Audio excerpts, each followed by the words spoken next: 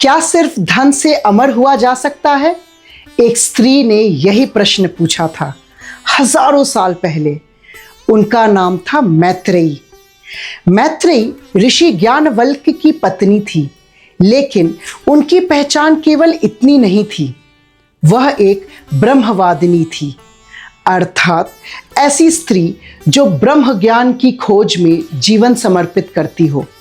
ऋषि ज्ञानवल्क्य वैदिक परंपरा के महान मनीषी माने जाते हैं, जो आत्मा, ब्रह्म और परम ज्ञान के ज्ञाता थे। ज्ञानवल्क्य और मैत्रेयी का वर्णन विशेष रूप से बृहदारण्यक उपनिषद में मिलता है, जहां मिथिला के राजा जनक की सभा में गहन दार्शनिक चर्चाएं और ब्रह्म ज्ञान पर संवाद हुआ करते थे। जब उन्होंने संन्यास लेने का निर्णय लिया, तब उन्होंने अपनी संपत्ति अपनों में बांटने की बात कही, लेकिन उसी क्षण उनकी पत्नी मैत्रेयी ने एक ऐसा प्रश्न पूछा जो आज भी उपनिषदों में अमर है। क्या इस धन से मैं अमर हो जाऊंगी? उत्तर था नहीं। धन से सुख मिल सकता है, अमरत्व नहीं। और यही एक असाधारण निर्णय वेदों में अंकित हो जाता है।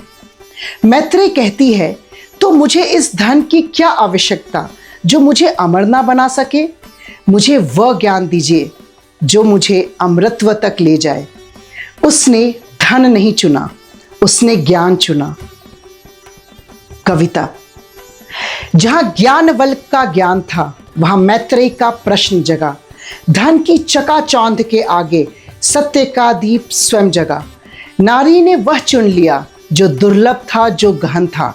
आत्मा का जो अमर प्रकाश, वही उसका जीवन धन था। धन झुका उस एक प्रश्न पर, जहां जिज्ञासा की लौ थी। नारी केवल भाव नहीं थी, वह ब्रह्म ज्ञान थी। युगों युगों तक गूंज रहा वह एक निर्णय का यह सार। सशक्त वही जो सत्य चुने, ना कि संसार का विस्तार। जहां ज्ञानवल्क्य का ब्रह्म प्रकट था, वहां मैत्रेयी का प्रश्न प्रखर था। धन झुक गया ज्ञान के आगे, नारी का वह सत्य गहन था। काव्यम, जहां प्रश्न ही ज्ञान का आरंभ है। हरिओम।